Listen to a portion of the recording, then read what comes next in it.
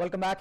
ఇక ఈరోజు మార్కెట్లో ఎంతో కాలంగా వెయిట్ చేస్తున్న గత 5 సంవత్సరాలుగా అంటున్న ఆర్ఐఎల్ ఆర్ఎన్ఆర్ఎల్ వివాదం ఈరోజు కోర్టులో తీర్పు వెలువడనుంది. దీనికి సంబంధించి కేజీ బేసిన్ గ్యాస్ నేపథ్యంలో రేగిన వివాదం ఈరోజు తీర్పు వెలువడనుంది.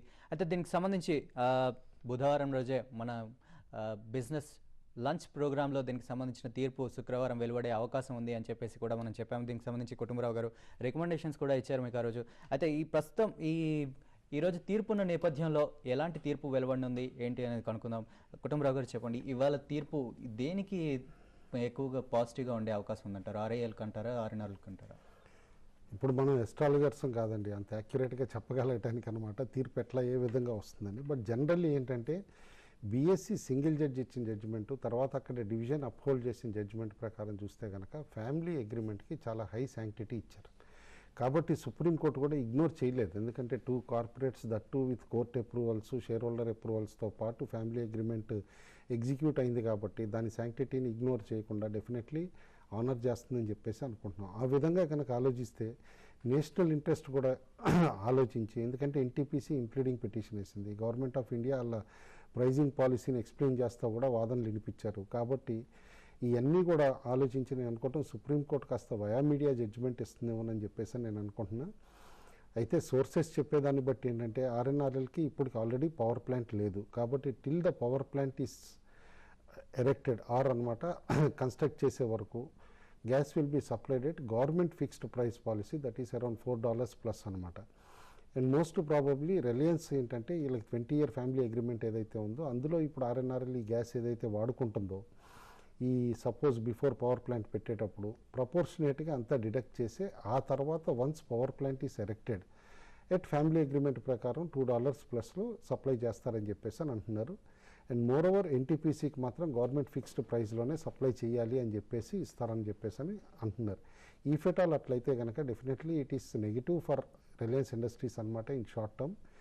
కాబట్టి ఆల్రెడీ ఎర్నింగ్స్ ఏదైతే రీరేట్ చేశారు ఈ మధ్య కేజీ బేసిన్ ద్వారా ఇంత ప్రాఫిట్స్ రావచ్చు అని చెప్పేసి కాస్త డౌన్ గ్రేడ్ అయ్యే స్కోప్ ఉంటుంది. కాబట్టి రిలయన్స్ కూడా maybe it will touch the రీసెంట్లో ఏదైతే ఉందో 850 కూడా టచ్ చేయొచ్చు.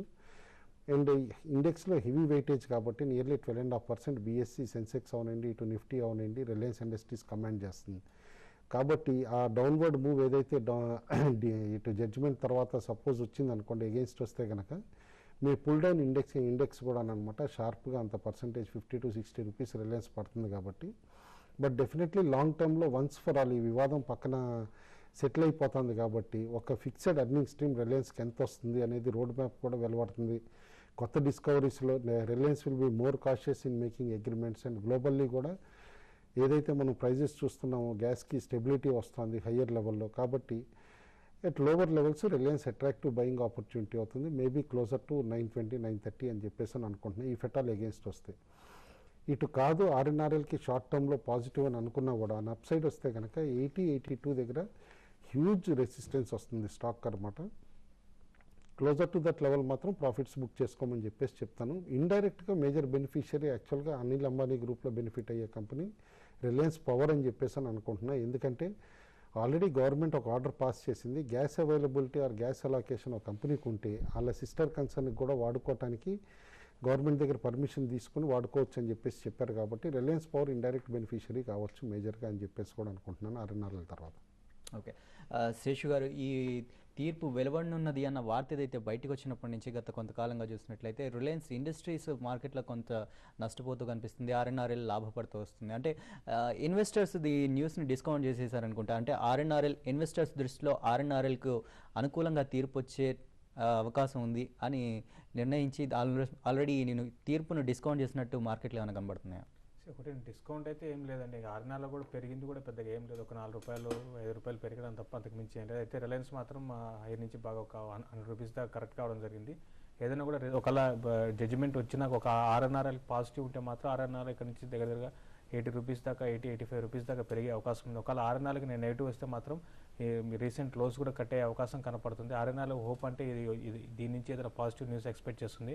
అది తప్ప ఇంకా ఆర్ఎన్ఆర్కి హోప్ అంటూ ఏది లేదు. ఒకవేళ రిలయన్స్కి ఒకవేళ నెగిటివ్ వస్తే అది కూడా స్టాక్ పెద్దగా పడే అవకాశం కూడా కనపడలేదు. ఒక 35 to 40 రూపీస్ పడే అవకాశం ఉంది.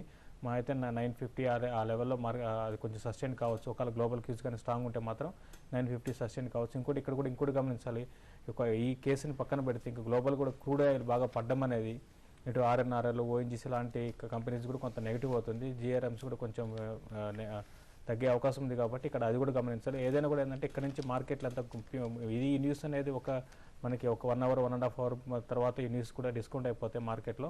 సో ఇక్కడ అంతా కంప్లీట్గా ఏంటంటే ఇప్పుడు మళ్ళీ గ్లోబల్ 2006లో తర్వాత 2007 మనకి ఫాల్లో చూసాం. గ్లోబల్ మార్కెట్స్ ఏ విధంగా పడ్డాయో సేమ్ అదే ఫాల్ లాగా ఇది కూడా కొంచెం కనపడుతుంది. కాబట్టి ఏంటంటే ఇన్వెస్టర్స్ కొంచెం కాషియస్గానే ఉండాలి. ఇమీడియట్గా కూడా బయింగ్ అనేది కొంత అవాయిడ్ చేయడం మంచిదండి. ఇంటర్డేలో మరి ముఖ్యంగా ఇంటర్డేలో చూస్తే మార్కెట్ చాలా వోలటాలిటీ ఉంటాయి. నిన్న కూడా చూసాం వోలటాలిటీ బాగా ఎక్కువ పెరగడం జరిగింది. కాబట్టి అయితే ఇంటర్డే ట్రేడ్స్ మాత్రం కొంచెం జాగ్రత్త చేయమని చెప్తాను. ఇంకోటి స్వింగ్స్ కూడా ఇంటర్డే స్వింగ్స్ కూడా ఒకసారి 30-40 రూపీస్ స్టాక్ పెరగడం మళ్ళీ 30-40 రూపీస్ పడ్డం ఉంటుంది. కాబట్టి ఏంటంటే 1-2 రోజులకి ఇంటర్డే ఈ వాలటాలిటీ మార్కెట్లో తగ్గేంత వరకు ఇంటర్డే కొంచెం అవాయిడ్ చేయండి. ఒకవేళ ఇంటర్డే చేసే వాళ్ళు కూడా స్టాప్ లాస్లు కూడా చాలా స్ట్రిక్ట్గా స్టాప్ లాస్లు పెట్టుకొని ఇంటర్డే చేయమని చెప్తాను. మార్కెట్లో మాత్రం కొంత ఈ న్యూస్ తర్వాత అంటే 10:30 తర్వాత 10:30, 11 తర్వాత మార్కెట్లు ఓపెనింగ్ లోలో ఓపెన్ అయ్యి 10:30 తర్వాత 11 తర్వాత ఈ న్యూస్ ఎప్పుడైతే వస్తుందో అప్పుడే మార్కెట్లో డిసైసివ్ ట్రెండ్ తీసుకుంటాయి. నిఫ్టీకి మాత్రం 4950 దగ్గర మనకి 200 days మూవింగ్ యావరేజ్ కనపడుతుంది. అక్కడ మాత్రం మార్కెట్ సపోర్ట్ జోన్ దొరికే అవకాశం ఉంది. ఒకవేళ అది కానీ బ్రేక్ అయితే ఫర్దర్గా వీక్ అయ్యే అవకాశం ఉంది. ఇంకోటి మార్జిన్ ప్రెషర్ కూడా ఎక్కువ మార్కెట్లో చోటు చేసుకుంటుంది. కాబట్టి ఏంటంటే F&Oలో మరీ ముఖ్యంగా ఫ్యూచర్స్లో పొజిషన్స్ కొంత అవాయిడ్ చేయండి. ఇంకా చెప్పాలంటే పుట్స్ కానీ తర్వాత కాల్స్ కానీ ట్రై చేయమని చెప్తాను. ఈ ఫ్యూచర్స్లో లాంగ్ పొజిషన్స్ లేకపోతే షార్ట్ పొజిషన్ బిల్డ్ చేసే కన్నా ఎక్కడ నుంచి స్టాక్ స్పెసిఫైడ్ పుట్లు కానీ లేకపోతే స్టాక్ స్పెసిఫైడ్ కాల్స్ కానీ తీసుకోమని చెప్తాను. ఫ్యూచర్స్ మాత్రం కొంతకాలం ఒక 10 to 15 days లేకపోతే మే అంతా కూడా ఫ్యూచర్స్లో బయింగ్ సెల్లింగ్ అవాయిడ్ చేయమని చెప్తాను. ఓకే అండి. ప్రస్తుతం ఒక కాలర్ విజయవాడ నుంచి సురేష్ గారు లైన్లో ఉన్నారు, వారితో మాట్లాడదాం. హలో హలో సురేష్ గారు చెప్పండి. Sir, good morning sir. Good morning అండి. సార్, ఇది కుటుంబరావు గారిని అడుగుదాం అనుకుంటున్నాము. ఇప్పుడు మేము మనీ ప్లస్ లో ఇన్వెస్ట్ చేసాం సార్ 10,000 3 సంవత్సరాలకి. దానికి పెద్ద రిటర్న్స్ లేదన్నారు. ఈ ఎల్ఐసి వాళ్ళు మటుకు ఆ వెల్త్ ప్లస్ లోకి ట్రాన్స్ఫర్ అవ్వమన్నారు. అది ట్రాన్స్ఫర్ అవ్వమంటారు లేకపోతే దీనికన్నా మంచి ఏమైనా ఉంది మ్యూచువల్ ఫండ్స్ లో?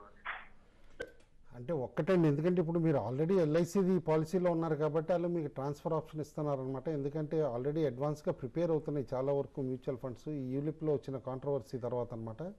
ప్రిఫరబ్లీ షిఫ్ట్ అయిపోండి మీరు. ఓకే అండి.